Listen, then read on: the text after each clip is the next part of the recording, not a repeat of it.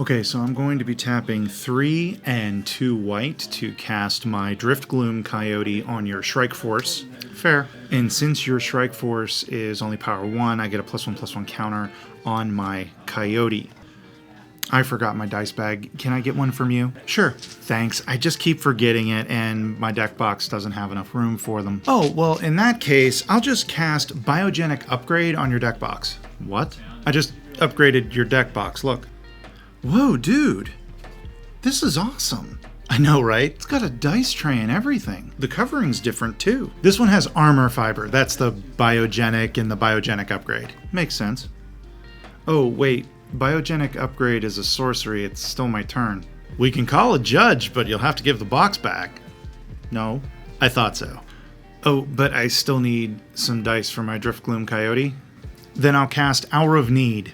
How does that get me dice? I'm exiling the Coyote. Oh.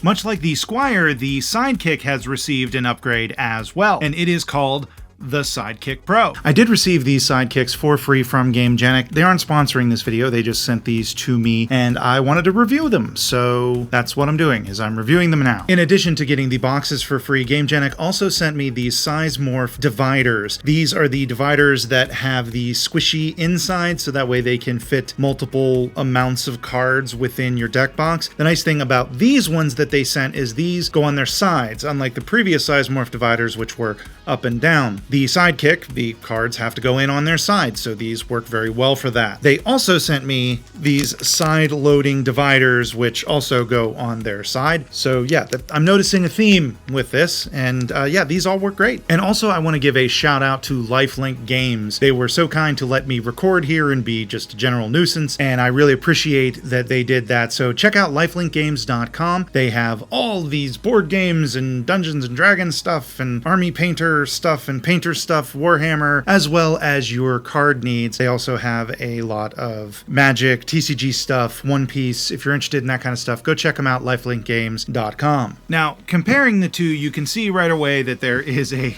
significant size difference. These guys are a bit taller, but in almost every other capacity, it is the same. It has a slightly bigger footprint. Like, this is just a little bit. This is just a little bit. We're talking fractions of a millimeter here. This way, again, fractions of a millimeter. It's very similar in that way. The only major difference is the height. This is not the most accurate representation, but yeah, it's about 4 centimeters. See, I even pulled out the freaking meter stick here. Is this a meter stick? What is this? This isn't even a meter stick. It isn't even a yardstick. It's 24 inches. Where the hell did I get this thing?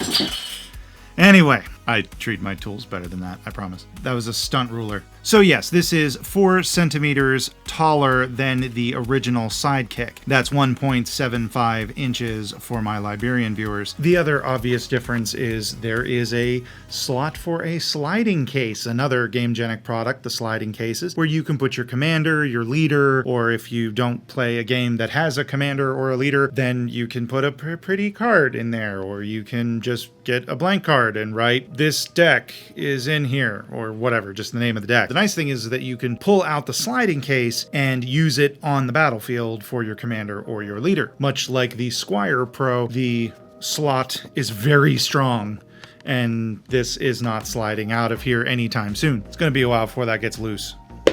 Also, the sliding case has a level of Also, the sliding case does have a level of UV protection. I wouldn't stick this in direct sunlight for days on end, but if you don't do that, then yeah, it has that little extra protection from UV rays. Also, another difference that you'll notice almost immediately when looking at the Sidekick Pro is that the box comes in armor fiber, which is Gamegenic's new covering for their boxes. Now, in my last video when I talked about the Squire Pro and the armor fiber, I did get a lot of comments who were like, I like the original, and that's fine, that's great, I am happy for you. Nexofiber is not going away. Nexofiber is sticking around. That's the covering that was on the boxes previously. I did reach out to Gamegenic to confirm that. They are not not ending Nexofiber. They have just added Armor Fiber to their arsenal of features. They couldn't confirm whether the Armor Fiber would be coming to the larger box offerings like the dungeons, nor could they confirm whether or not these boxes would be coming in Nexofiber. Apparently there are no plans for that right now, but that doesn't mean that that won't change in the future. If people reach out to Gamegenic and let them know that they would like these boxes in Nexofiber, then, well, maybe that might happen. Not saying it will, but it's a possibility. Gamegenic does listen to feedback. In fact,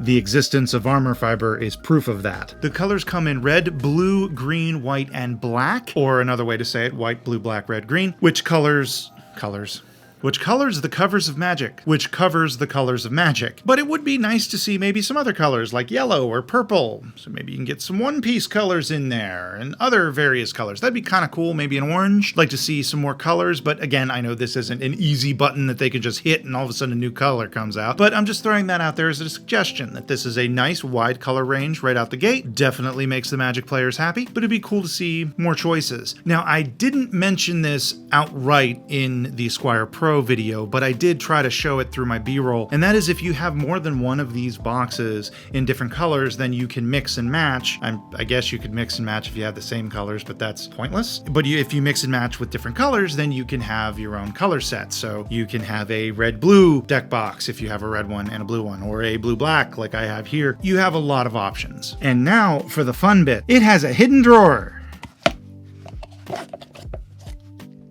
I think this is great. I would have liked to have seen the drawer a little bit bigger, but the fact that they were able to fit a drawer in here is pretty awesome as is, so I can't complain too much. Now, just as I said that, let's complain.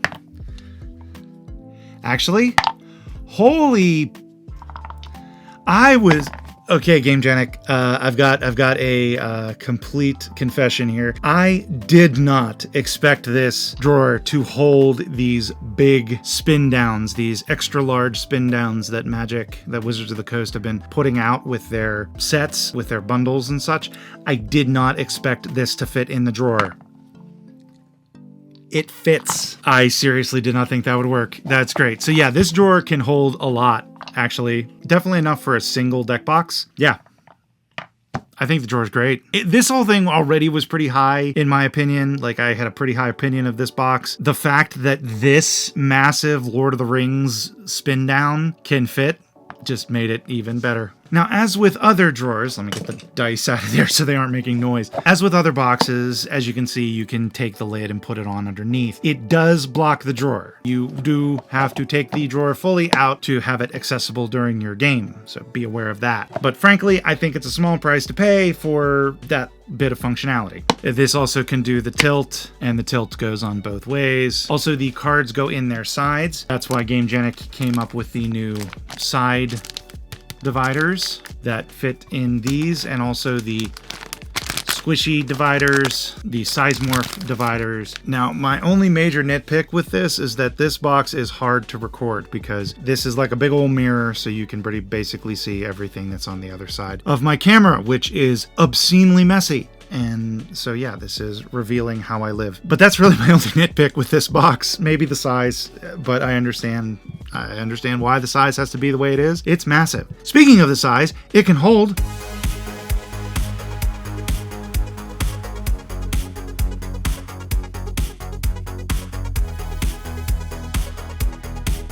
and it can fit in nothing.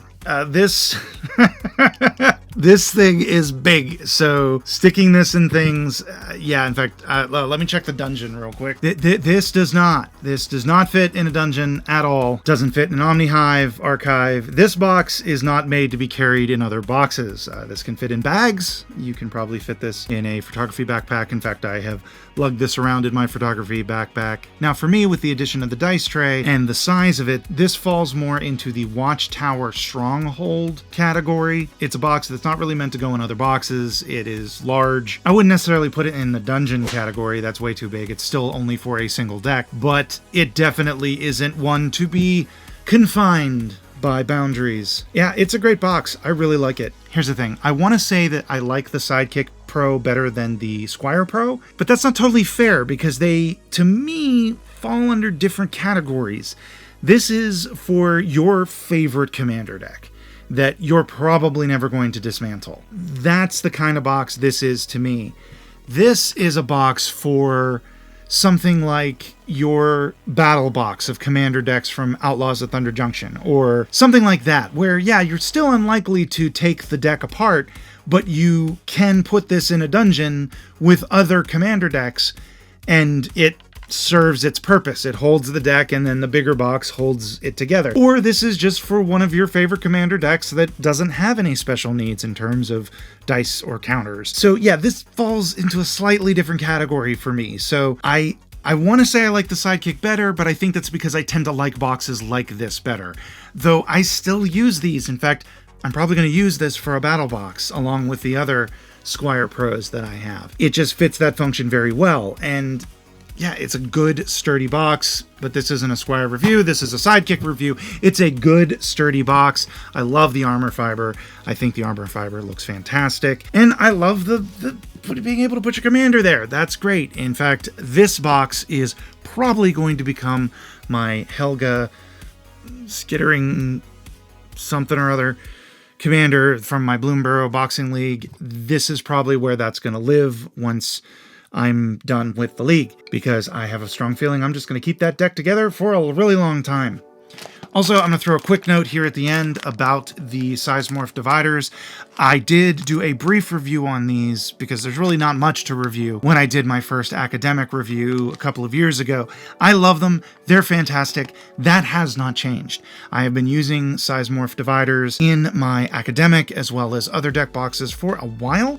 And these new side ones are great. In fact, really happy.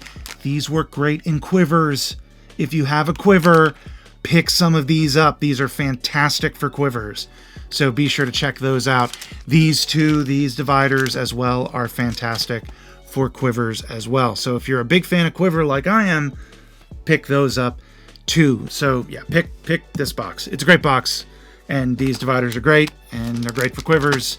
And yeah, I don't know how to end this. Bye. Thanks. I keep forgetting them, and my dice box does... Deck box, not dice box. I'm reviewing a deck box in this video. Oh, well, in that case, I'll just cash.